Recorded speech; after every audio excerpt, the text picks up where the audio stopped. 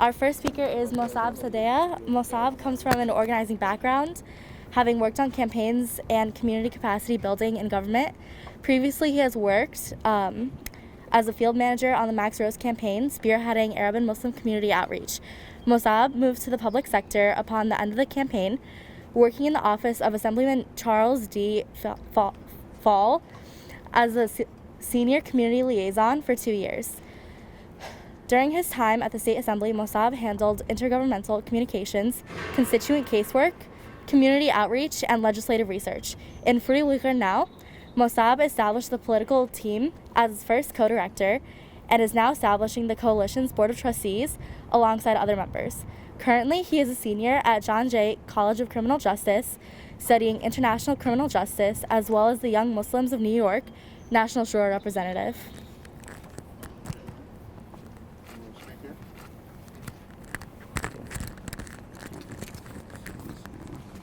Yeah, you just hold it. You don't need to wait. Just hold it? Okay. Yeah. You guys can hear me? Yeah. Okay. Yeah, we'll just go here. Can I give you this? Yeah, that's fine too. Sorry, it's hard to hear through the mask. Nope, that's cool. All right. Assalamu alaikum, everybody. Hope everyone can hear me. All right. So, Wait. Sorry. I think it's Yeah. off. My bad. Sorry. no worries. Yeah, it's off. All right. And good. Okay. All right, we'll do that. All right. Assalamu alaikum wa barakatuh, everybody. My name is Musab Sadia. I'm here on behalf of Free Uyghur Now, and we're here to call on the House of Representatives to pass H.R. 1155. That's the Uyghur Forced Labor Prevention Act. We can't sit by and watch genocide happen and not take any action at all. We've done it before. It's happened internationally in many different countries, and unfortunately it happens especially with Muslim people whenever they are facing genocide. Currently, there are many other genocides happening across the world as well towards Muslim people, but specifically we are here today for the Uyghur people who have been suffering for years, actually decades, under the Chinese government that has made it very clear what their intention is to do with the Uyghur people, which is to exterminate them, to get rid of them, to take away their culture and their identity, and most importantly, their deen, their Islam. It is important for us to stand together with our Uyghur brothers and sisters and amplify their voices, support their fight, and to stand against genocide and stand against injustice wherever it may be. And it's important to involve all people, young and old. That's why we're here, and that's why we, helped organize this press conference, because we believe that student power is what's going to make a difference. Getting young people involved is what's going to make a difference, and we just wanted to repeat that H.R. 1155 is of utmost importance and must be passed in the House of Representatives as soon as possible so that it can be ratified in the Senate and then signed into action by President Biden. Thank you. All right, who's next? Let's see.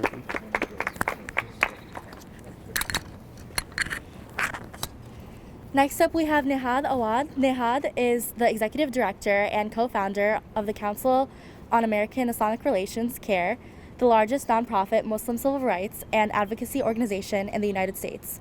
A few days after September 11, 2001, Mr. Awad was one of the few American Muslim leaders invited by the White House to join President Bush in a press conference at the Islamic Center of Washington, the oldest mosque in Washington, D.C. Mr. Awad has testified before both houses of the U.S. Congress, most recently at a Senate Judiciary Committee hearing on matters involving Muslims in America. He has also spoken at educational institutions including Harvard, Stanford, and Johns Hopkins University. He was also a featured speaker at the 2002 Routers Forum on Global Cooperation at Columbia University's Graduate School of Journalism. In addition, he actively works with local and national interfaith leaders and organizations in the interest of promoting positive relations among people of diverse faith communities.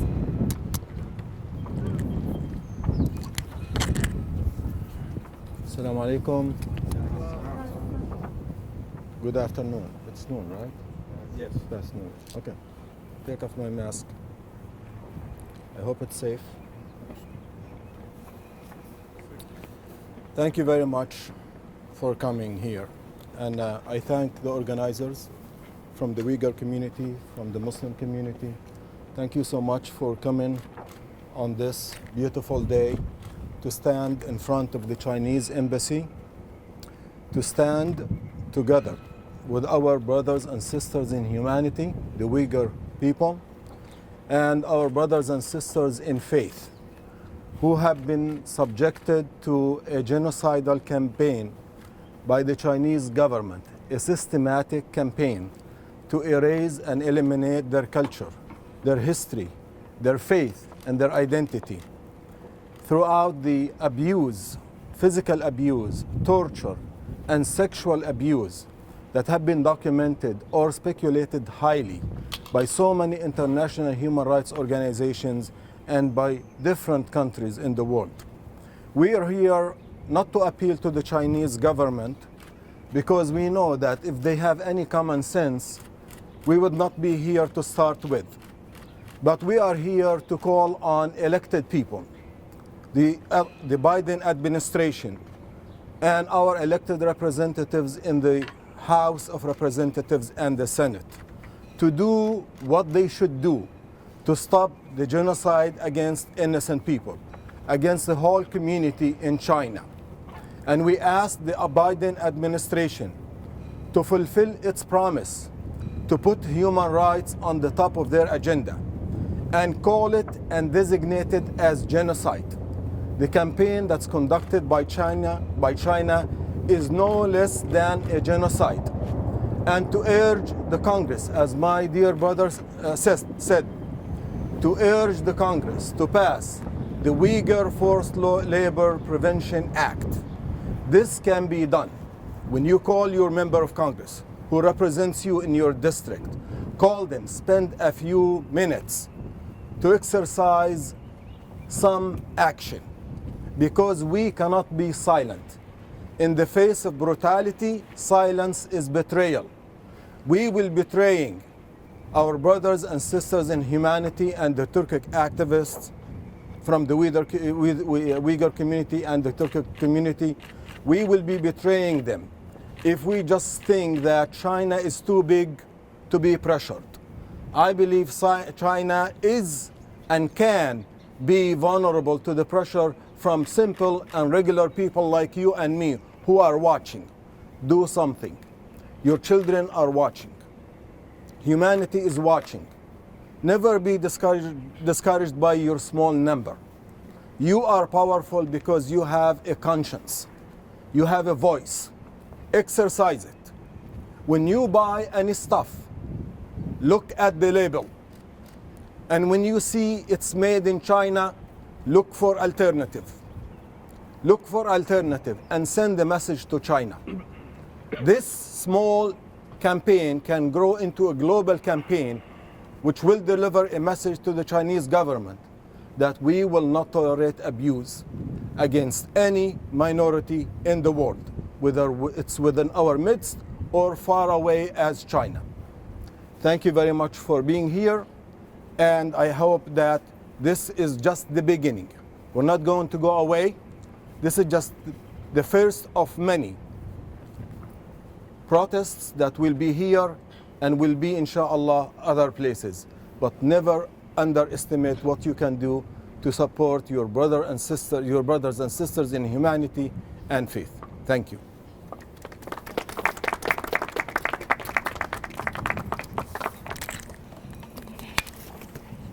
Next up, we have Rashan Abbas. Rashan started her activism work while she was a student, organizing and leading in the pro-democracy demonstrations at Xinjiang University in 1985 and 1988.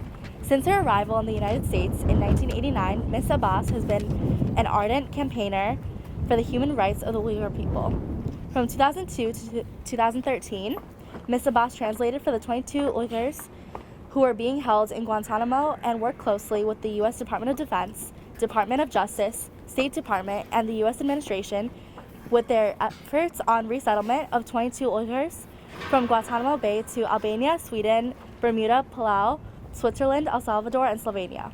In 2017, Rashan Abbas founded the Campaign for Uyghurs to advocate and promote human rights and democratic freedoms for Uyghurs and mobilize the international community to act to stop the human rights atrocity in East Turkestan. In July 2020, Ms. Abbas's organization published the report Genocide in East Turkestan, which laid out the ways that the actions of the Chinese regime met every condition of genocide laid out in the Convention on the Prevention and Punishment of Genocide.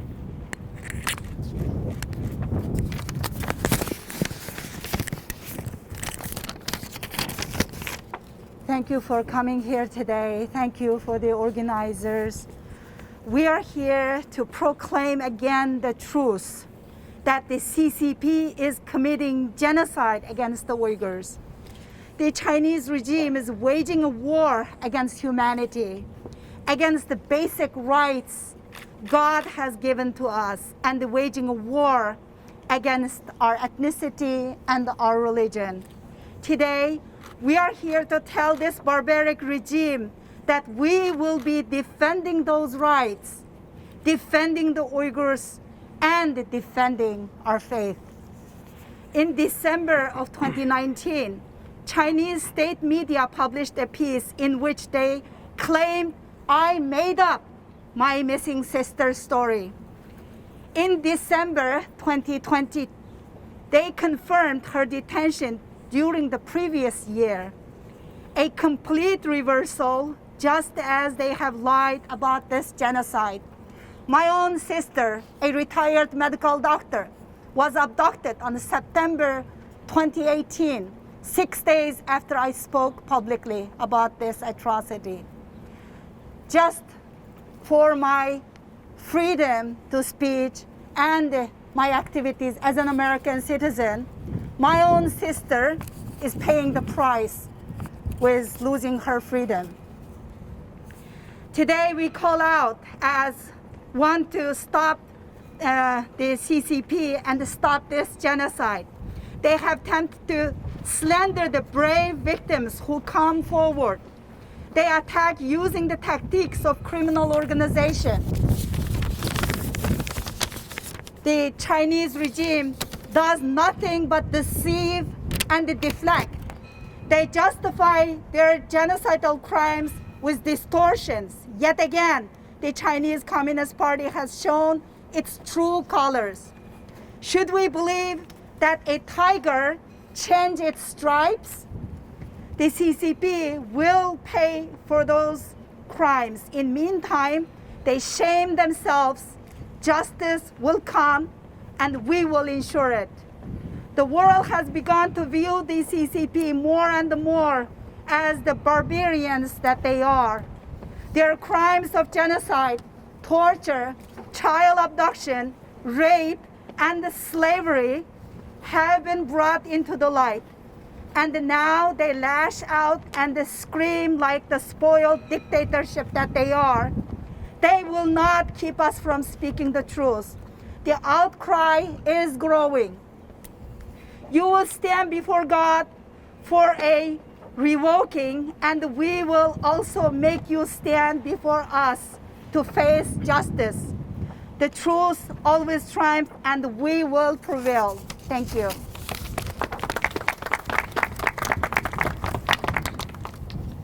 Next, we have Mustafa Aksu.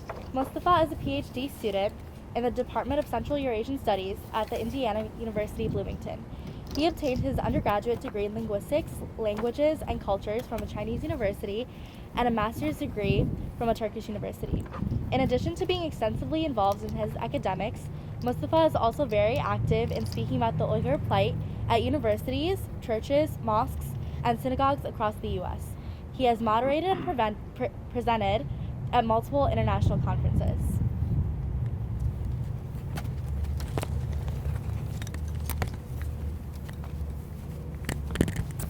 Thank you everyone for taking time to participate in this rally. Thank you. I'm standing here today as a Uyghur person to ask a question, why? Why is our existence such a threat? Why is a dedication to culture, to morality, to humanity such a crime to the Chinese Communist Party? Our beautiful culture, the diversity that the Chinese government has claimed to value, have been used as tools to defend our complete destruction. While dancing girls are everywhere in Chinese propaganda, we are forbidden speaking our language and our right to worship God. Oliver Wendell Holmes said once that language is the blood of the soul into which the thoughts run and out of which they grow. Is this why ours has been virtually wiped out? Because our language allows us to have thoughts separate from those dictated by the Chinese Communist Party? Our people are facing literal genocide, and the targeted elimination of our heart language was one of the indicators of the CCP's true intent to do away with us. We are their problem to be eliminated. Why can the world stay silent any longer? This never was about us. This was about the Chinese regime's deepest fears. It was about the people would find fulfillment into something outside of their control. While they claim that Uyghurs are deserving of genocide, we can look at how the Tibetans have suffered. We can look at how human rights defenders and Christians and Muslims are targeted, and now how Southern Mongolians are having their language and culture stripped away. None of the CCP's excuses can hold up. The reason is simple. They want our resources. And not only our resources, they also want to make an example out of us to the world. Don't dare to step out of line. Don't dare to suggest that something other than the CCP sustains. They have failed to recognize that you cannot buy patriotism forever. You cannot buy true love and commitment. The Uyghur people hold our culture and our language deep within our hearts, and it cannot be taken away from us. For this reason, the CCP has decided that we must be destroyed, because we possess something that they cannot control. I believe in the existence of right and wrong, and this is a guarantee, and they don't. But we know that wrongdoers will eventually fail. So we must remain steadfast in our wide path to defend those who cannot speak for themselves. Thank you.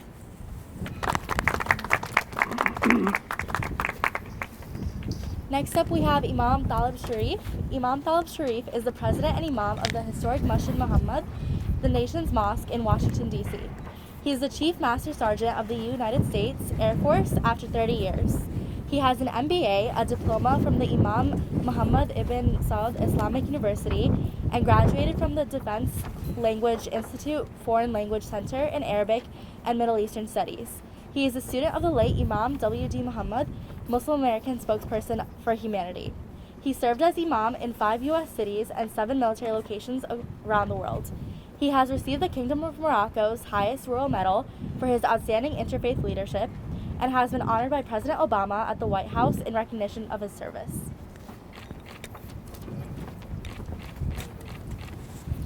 Bismillahir Rahmanir Rahim, and that is with Almighty God's name, the merciful benefactor, the merciful Redeemer.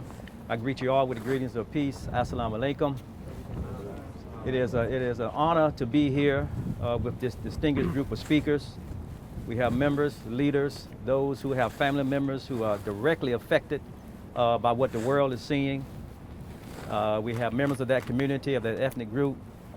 Myself, again, being here as an African-American Muslim. The masjid that I'm the president of right now is the oldest masjid in America that was built by descendants of enslaved Africans. And that tells you right there that we have an important connection to be involved in this work when we look at what's happening in China to our brothers and sisters. Mass detention is what we're seeing. We're also seeing mass prevention of birth taking place. These are all verifiable things that we're seeing. Forced transfer of children, separation of children, forced labor. We heard our brother mention about when you see something made in China, turn it back, send the message, start hitting the pockets. We're seeing where they're targeting the intellectuals, they're targeting the leaders. This is stuff that's all on record. And we're here to show that we stand with them. We have a history in America where those who are now descendants of African Americans, they were a product of forced labor. So we understand that. It obligates us. That's a part of America's history. And it's a part of a history that we see as ugly. We don't like that. We say it's ugly, the racism, the things that have happened. And so we have an obligation. And America is one of the country right now that has put a document in place that says we hold these truths to be self-evident. That all, it didn't say Americans, it said that all are created equal and endowed by their creator with certain inalienable rights. Among these life, liberty, pursuit of happiness. Those things are now being infringed upon by human beings. Human beings, we have to see ourselves as part of those human beings. We all go back to Adam. When Adam was created, Adam didn't have a racial identity, ethnic identity, or national identity. Adam's identity was human. And now we are seeing crimes against humans, crimes against humanity. The mosque that I represent was also dedicated on December the 10th. And we know that December the 10th was also the day that the United Nations issued the Universal Declaration of Human Rights. And one of the reasons why our mosque was dedicated on that day, because as a people here in America, we were denied all of those rights here. So we can identify, that's a part of American history. And because we have taken a stand as a country, as a nation, and we do know that the majority of American people, they don't like to see people, other human beings being mistreated when they get the facts, So it is our hope that this setting here with all the sources that we have now in terms of social media will begin to go out and get people's attention to act and to move. To, as our brother said, make telephone calls. That's something that we can do. We have an obligation. We know that our dear beloved, we're going to be commemorating his assassination, Dr. King, in another week or so. He said that an injustice anywhere is a threat to injustice everywhere. And that says that we have an obligation to do something, say something. And we heard it from another one of our civil rights leaders. And all of them, those leaders, they pull from the precious document that America has established for itself. And they recognize the creator. And so all we're saying, we are asking that America, its government, its president, its leaders put pressure on China to treat every one of their citizens as a creation of Almighty God, the Creator, as has been identified in the precious document that establishes this country, this Declaration of Independence. Again, it says we hold these truths to be self-evident, that all are created, not accidents, created equal and endowed by their Creator. So America acknowledges that. So we are not saying something that goes against the founding principles, the established principles of this country. We're in accord with it, and we're here to hold them to account and to ask them to pass the legislation, to make it official, not just say or make a statement that is genocide, to officially designate it as genocide taking place right before the world. Thank you.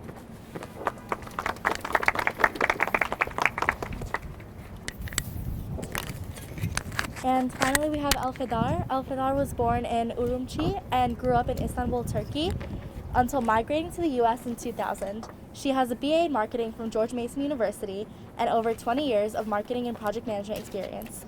She has taught the Uyghur language to U.S. government employees, and as the daughter of a prominent Uyghur writer and journalist, is an active member of the Uyghur community and an outspoken human rights activist. She is currently a structure analyst and fluent in English, Uyghur, and Turkish.